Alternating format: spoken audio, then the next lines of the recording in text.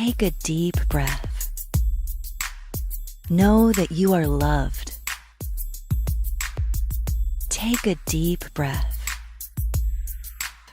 Know that you are loved. Breathe. You've arrived at the Evolving Lover podcast. This transmission is brought to you by the Online University of Love and Sexuality. We would love you to receive all of our podcasts and videos at www.uls.online. Now, here is your host, the funny, thoughtful, and loving Steve Burford. Enjoy.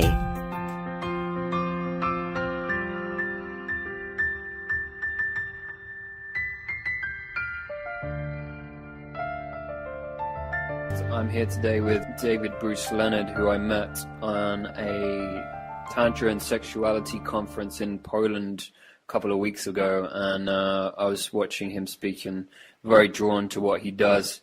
He works for a company he founded called the Earth Medicine Institute and works also with sacred sexuality. And he's written a book called How to Worship the Goddess and Keep Your Balls. So hi to you, David. Hi, Steve. Good morning. Or good evening where you are. Good morning to you in Hawaii and good evening to me in Central Europe. Right.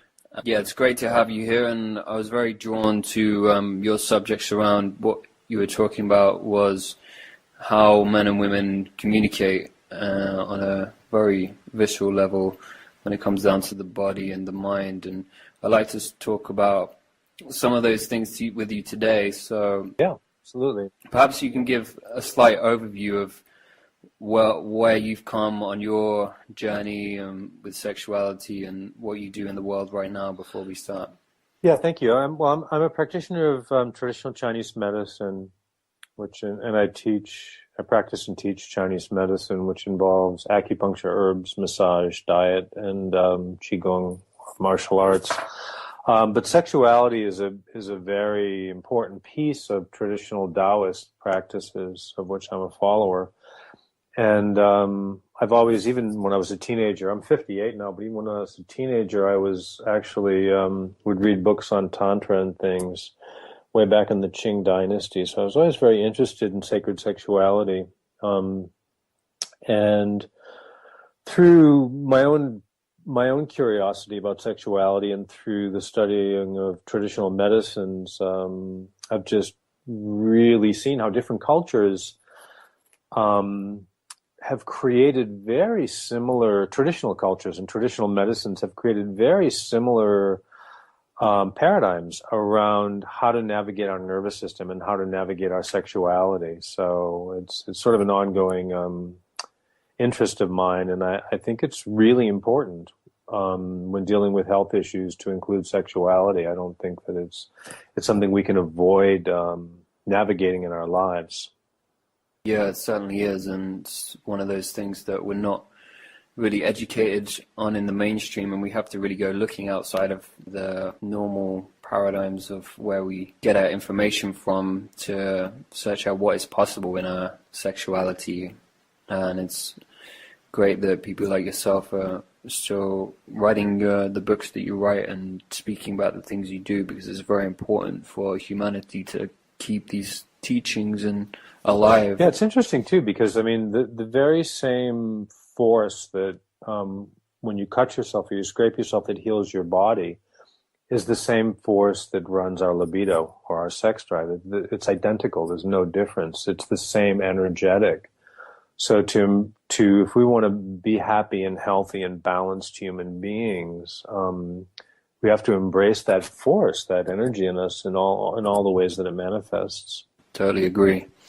So from what you were speaking to in Poland about communication and how it links to Taoism and all these things, could you give a brief overview for people who weren't there, which is thousands of us, what you were talking about, especially when it comes to how males and females typically communicate in a relationship? One of the things that I've learned in studying Taoist paradigms is the Taoists have a belief or a thought or perhaps a hallucination, I don't know, but it's a perception that Men and women navigate their body and their sexuality somewhat differently. In a lot of ways, we're very, very similar. In a lot of ways, we're actually quite different. And from a Taoist perspective, a woman is most vulnerable between her knees and her navel, so her pelvis. This is the most vulnerable place for a woman. That's where her yoni is. That's where her vulnerability lies, and that is also where her power lies. In Chinese medicine, the pelvis is ruled by the kidneys, and that has to do with power, but also security, emotional security, and stability in the world.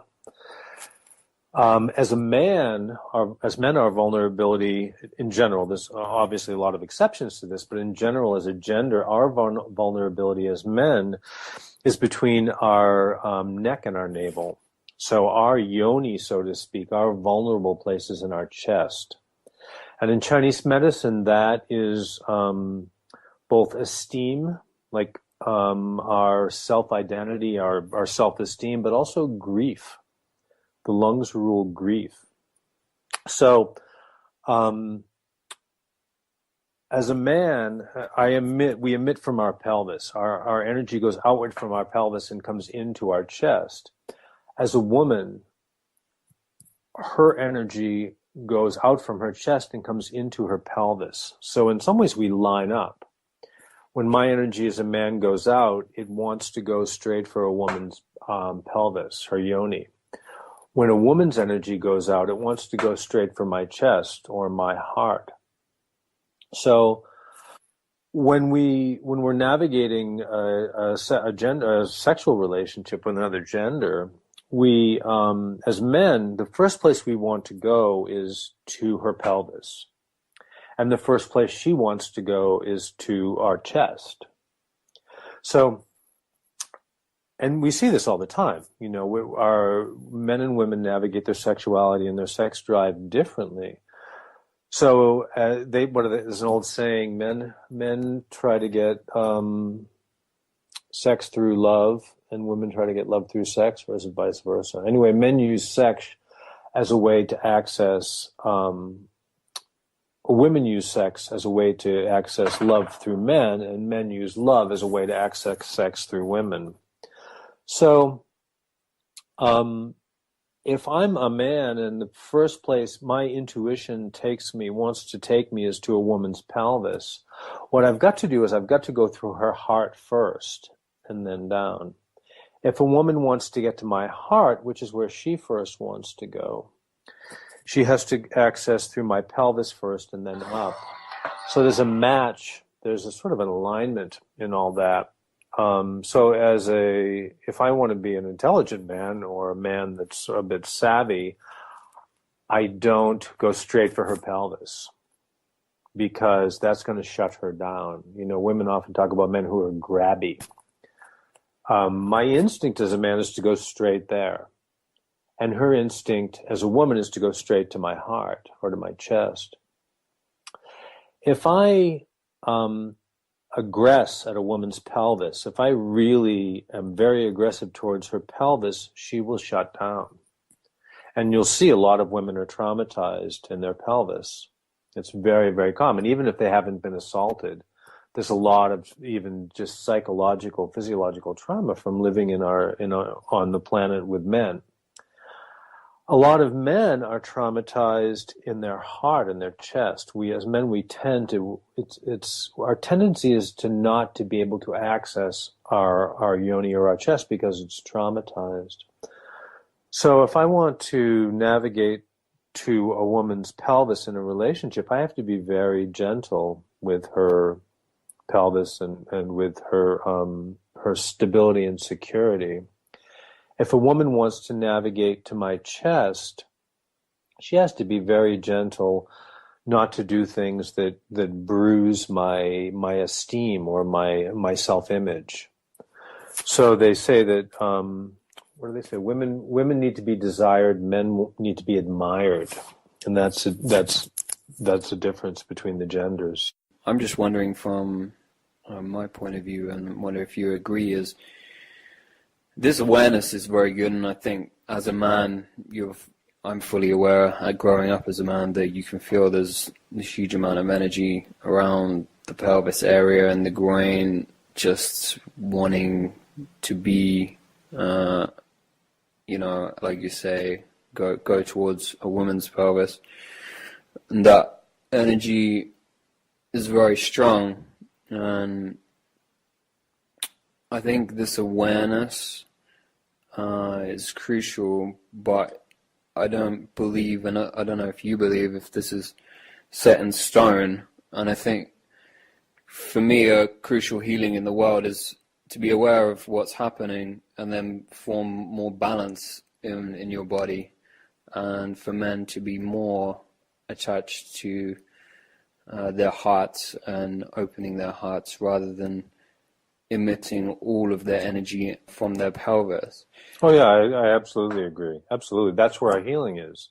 Women's healing is in their pelvis, and men's healing, our healing is in our chest. Which doesn't, it doesn't change our gender, but absolutely, that's where our work is as men.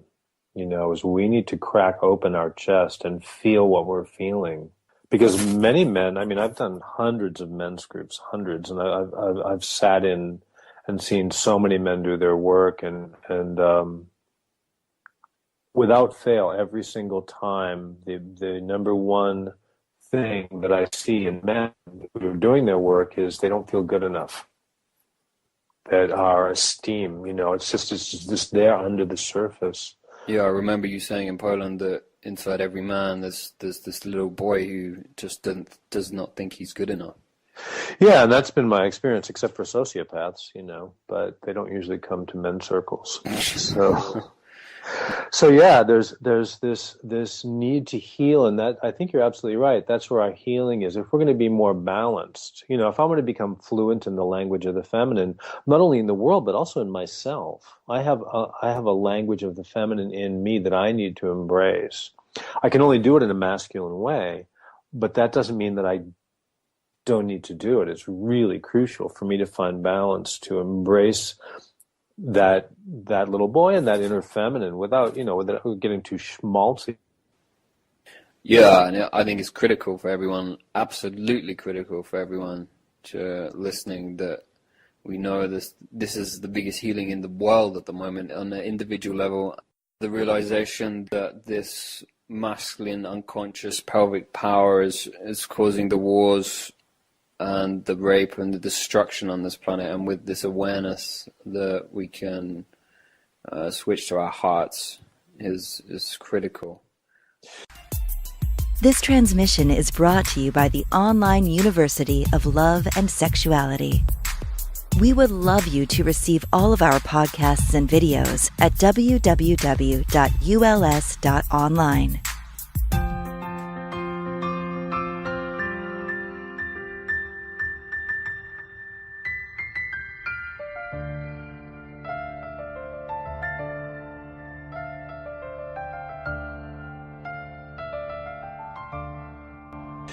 I totally agree, but it has to happen in a way. It can't happen the way women wished it would happen. It has to happen.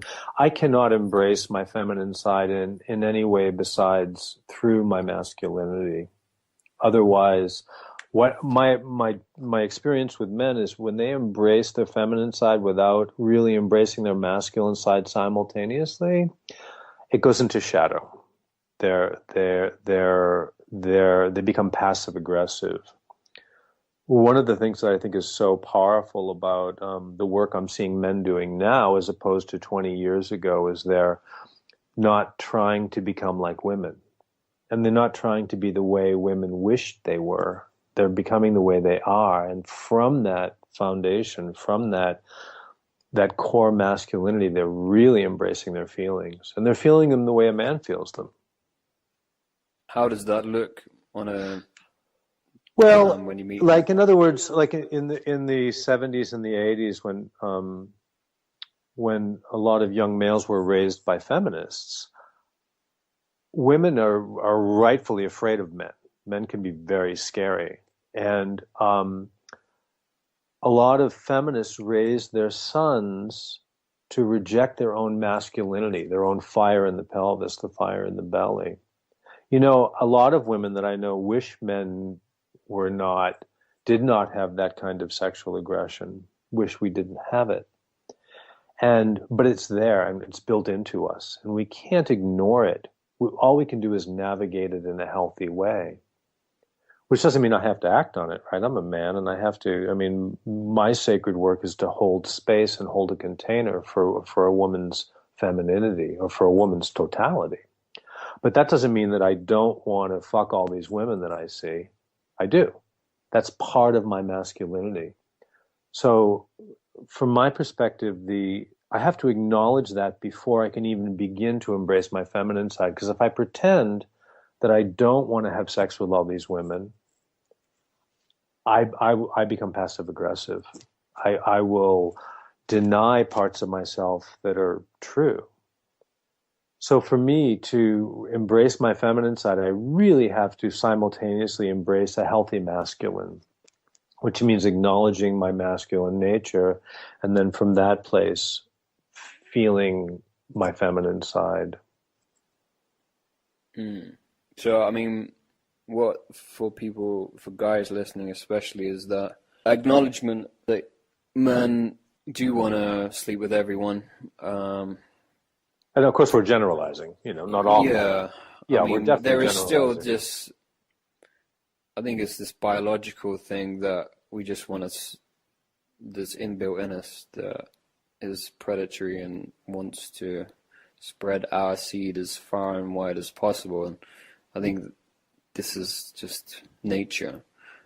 And so you're saying acknowledge that, but it doesn't have to run us. Yeah. But if I see a lot of men, now it's a lot better now than it was 20 years ago in the sacred sexuality and tantra movement. There was a lot of men who were denying that was their nature. And so they were kind of, even to themselves, they were kidding themselves. And they were what I call leaking. Their sexuality was leaking. They were basically being passive aggressive. They were telling women that they weren't, that they were really spiritual and they weren't really into this. They were doing it for the higher good, the higher self, without simultaneously acknowledging that they just wanted to have sex with them. And to me, it's about acknowledging what's true, and only when I go to what's true can I then accept myself and make choices around my behavior. If I deny that I have a fiery sexuality in myself, it's going to come out sideways, and it's not healthy. Yeah, I completely agree. So it means coming from the truth. And for a woman, she wants whatever her truth is. Some women have fiery sexualities and some don't. Many men have fiery sexualities, but some don't. And whatever, the point is to come from a place inside that is genuine and real, like Andrew talks about. We live from a place that's genuine, that's unpretentious, and as transparent as we can make it. Without shame and without apology and without arrogance, just our truth. And when we bring that to the world, into a relationship, I see relationships blossom because there's this sigh, this exhale, like, oh, I can be myself with this person, Yeah, I mean, part of that truth is just having real self-awareness of who you are and what you are, from a deeper level, like we've just been talking about, of how our pelvis and hearts link up to just knowing who you are on a day-to-day basis. This innate self-awareness that you can bring into a relationship is pretty crucial. Yeah, and just with the self-acceptance that go, a lot of young males who were raised by feminists believed that their male sexuality was something to be ashamed of, that was shameful, that they did not want to be one of those guys that was destroying the planet. And we can be who we are without being one of those guys who destroys the planet. We don't have to be the way women would like us to be. We can embrace a healthy masculinity. Our inclination is to protect women. For every wolf out there, there's 10 sheepdogs. And there are, the problem for women is it's hard to tell them apart by looking at them. But I see it in men's groups all the time. For every predator out there, there's 10 of us who are sheepdogs. And we also have an inner predator, but we make choices to be sheepdogs, to protect women. And that's part of a healthy masculine. That is something that we bring to the table in relationship that's a great gift, is the ability to hold space for women, to control our erotic drives, to to set boundaries, to create a container so that the feminine can really blossom. Yeah, and it's like we mentioned at the beginning, this conscious masculine is just the awareness of our hearts and opening up our hearts before letting our pelvis run all over the place. Right. Yeah, and also knowing that our pelvis wants to run all over the place, but also, I used to watch it in my stepson. He was 5 years old, and used to watch him shut his chest down. He would shut down. That's very the same way a woman will shut down her pelvis when she's threatened. A man will shut down his chest. And I believe that's just my opinion, but I believe that evolved because we were bred to be warriors. We were bred to protect the tribe and to kill things and to kill other people, to protect our families. And we couldn't do that if we couldn't shut down our emotions. That's what warriors do, is we shut down our emotions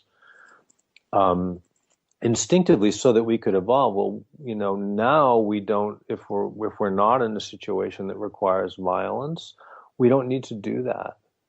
So we can reclaim our chest, and I used to say to my stepson, you keep your chest open and stay strong.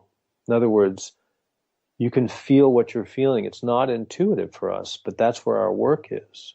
We have to crack open our chest. And oftentimes it happens through heartbreak. When men's hearts are broken, that's when they heal. That's when they learn to feel what's going on. So, yeah. So it's really important to feel our feelings and to feel our soft, gentle side, and also to recognize that we do have an aggressive side, and we can only feel those feelings in a masculine way because that's the body that we're in.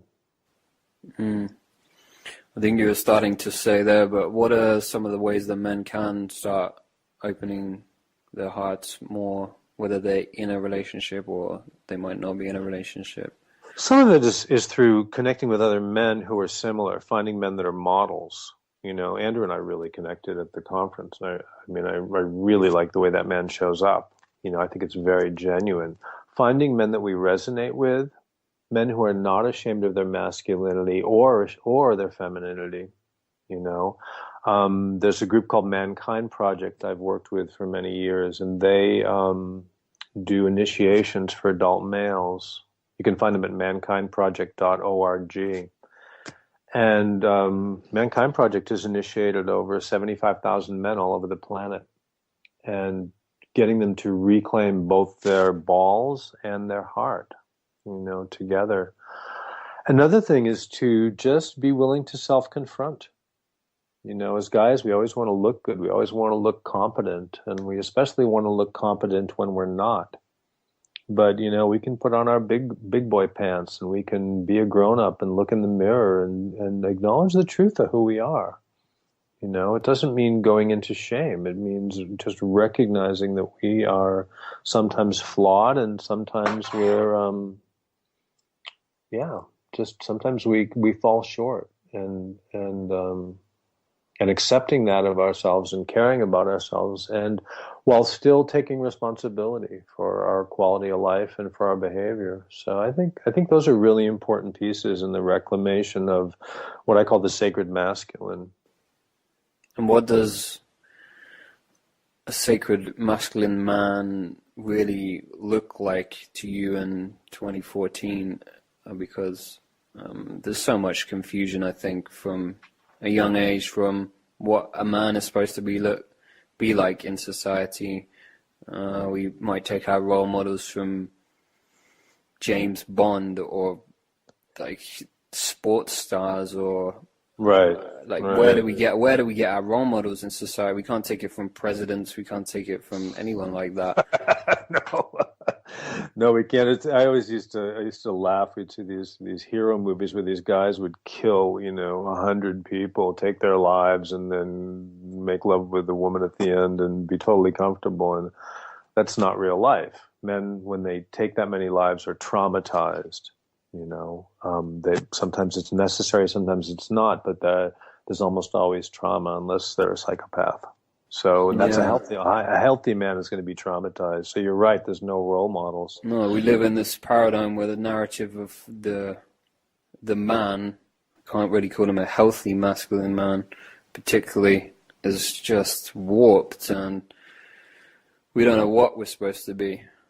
Well, I think it's important to remember that cultural models I think it's worth looking at things cross-culturally. What do all cultures have?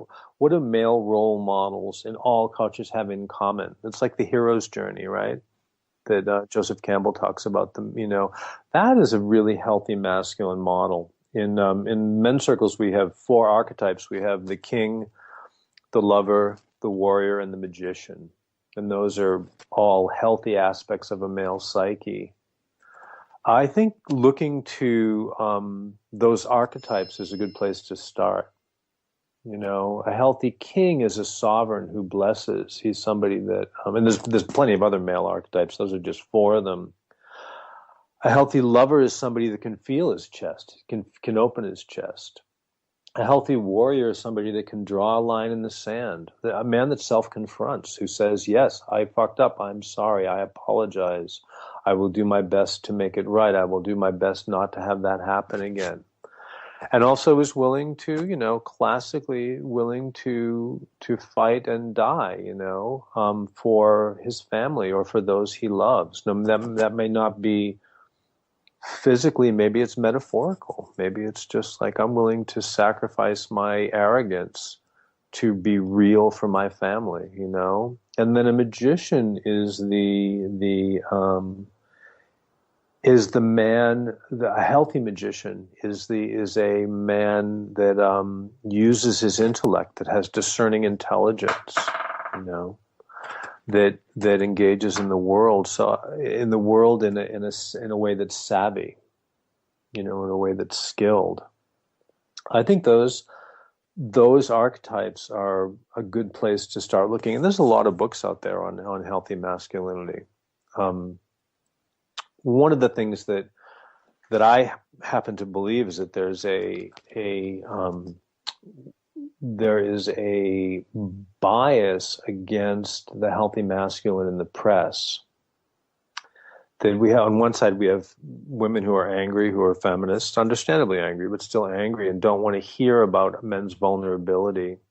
And on the other hand, we have the sort of macho Bruce Willis guys that are, the kind of cartoon characters in the films. But very rarely do we see, in Western media, do we see images of healthy men. When's the last time you saw a film where a man was healthy? A leading actor was playing the role of a healthy man. Sometimes they're like, Harrison Ford he'll protect his family, but he's not in touch with his vulnerability, So I think that there's a shortage of these, both from a traditional perspective, but also from a backlash from feminism, because women don't want to hear how, a lot of women don't want to hear about, did you ever watch a feminist deal with a sensitive man? They beat the crap out of him, right? So I think that, it's very complex. I don't mean to oversimplify things, but I think that we have to really rethink, if we're going to create a healthy society, we have to really rethink our gender roles and really self-confront, both as men and women, as to what we like and want. I completely agree. It's just a search to find out what we want, where we take our ideas from. Yeah, and I think it's really important to find men that are similar. One of my personal sort of missions is to bring together the sacred masculine movement with the sacred sexuality movement, to bring an authentic masculinity to the Tantra movement, because it's only then that that we can really heal. You know, men need to heal also. And they may need to heal in a way that's a little bit different than the way women heal. And I think we can only mentor each other as men. You know, we can't be mentored by women, just the way women cannot be mentored by us. You know, because we know what it feels like to feel like a man. And women knows what it feels like to feel like a woman. So I think, you know, at first feminism's really important. I have no beef with feminism at all. It's huge, and it's crucial that we embrace feminist ideology. At the same time, there's things that feminism has overlooked that we can no longer afford to ignore, especially in the sacred sexuality movement, because stuff goes into shadow around sex so easily. And if we can't embrace the sacred masculine as men involved in sacred sexuality, we're never going to come home. We're never going to find ourselves. Yeah, I agree that it's going to take men coming together and in these groups and really working through stuff. And I think I'm called to it in some way, to do it myself as well, as to start these movements of men to really go deeper inside themselves and heal what is going on in men's groups. Yeah, and we don't have to apologize for being men. And we don't have to apologize for being masculine. I mean, we can. I've certainly apologized for the things that my gender has done over the millennia. But that doesn't mean that I apologize for who I am. We cannot get around our shadow without embracing who we are as men. It's not going to happen. Yeah, and the fundamental things that you embrace as a man, could you sum them up? Yeah. Can I read something from my book? Yeah, sure. Okay. A healthy masculinity is the same quality that draws a line in the sand based on principle. A healthy masculinity values principle over power. A healthy masculine aggression is energized and has vigor. It is a quality that allows us to hold space, to know who we are, and to create deep commitment. That is also one of the great strengths of masculinity, is deep, abiding commitment, which is part of our nature, and we'll see it in you see it in soldiers and loyalty, and the way men will take care of their families. You know, they'll work 16-hour days for 30 years and then die 7 years sooner than their partner to provide for their family. Create deep commitment. It has tenacity and perseverance. It prevents us from betraying ourselves. It keeps us going even when it would be easier to quit. A healthy aggression is based on deep values, on principles. It sets and holds boundaries. It contains things. It is the quality that gives us the courage to look into the mirror. Without reasonable and healthy aggression, we have no container in which to hold our families and ourselves. Without healthy aggression, we could become either passive-aggressive or we become hostile. So you could change the word aggression for masculinity. But a healthy masculinity has vigor, it builds things, it creates things, it sets boundaries, and it creates really deep and powerful commitments. And it works from a place of integrity rather than expediency. Does that make sense? Yeah, there's so many questions that arise from it that we probably don't even have time to cover them all. But I think, the aggression masculine thing is a big point, and especially when you're in a relationship, how much, especially it's the choice between monogamous and polyamorous relationships and boundaries on a monogamous relationship, and where you let your aggression come in. When other men get involved. Aggression may be the wrong word too. I wrote that book 6 years ago, and you could call it vigor. It's not aggression as in aggressing over a boundary. It's about having balls, keeping our balls, doing the right thing. Like if I may want to have sex with this woman, but I can see that she is not ready for that. Even if she says she is, I can see it. What do I do? Do I have the balls to not have sex with her? In other words, do I have the balls to do the right thing, to stay in integrity? That's a form of aggression, by saying no. by postponing my gratification. You know, that's a form of vigor. That's a form of strength. And a lot of women I know crave that in men. You know, and men, you know, in some ways we've been screwed. We were trained by feminists to think that, you know, all this masculine stuff is bad. But at the same time, we see women who are attracted to the bad boys and they want that stuff. You know, it's not that they want the unhealthy masculine. They're looking for the healthy masculine, but the only way they see it is in an unhealthy masculine. So they're attracted to it. Yeah. And for me, this vigor means intuition of the heart. In a strong container. A feminized man would have no container for that heart. A masculine man can make strong a masculized man, if you want, or somebody that embraces his masculine vigor can make strong and difficult choices around those issues, while still feeling all the vulnerability, while still feeling his heart. I can, you know, in relationships as men, many men I know will stay with women longer than they should. You know, they have this emotional attachment to women and they know they should leave, but they don't have the balls to do it. When that man grabs his balls, he will leave that woman if it's not right for him. Even if his heart cracks open, he will still leave, even if he doesn't want to. He'll still leave because it's not the right thing. And to have the strength to do the right thing in spite of what we're feeling is at the core of a healthy masculinity. It's about withholding gratification, about working from principle. Anyway, I'll get off my soapbox. But that's my honest perception of those things. Yeah, I completely resonate with everything you've said today. I'm sure we could go on for another couple of hours, but we'll cut it there and maybe do another one in the future. Where can people find out more about your stuff and your book as well? The book is called How to Worship the Goddess and Keep Your Balls, A Man's Guide to Sacred Sex, and that can be found on Amazon. And our website is earthmedicineinstitute.com.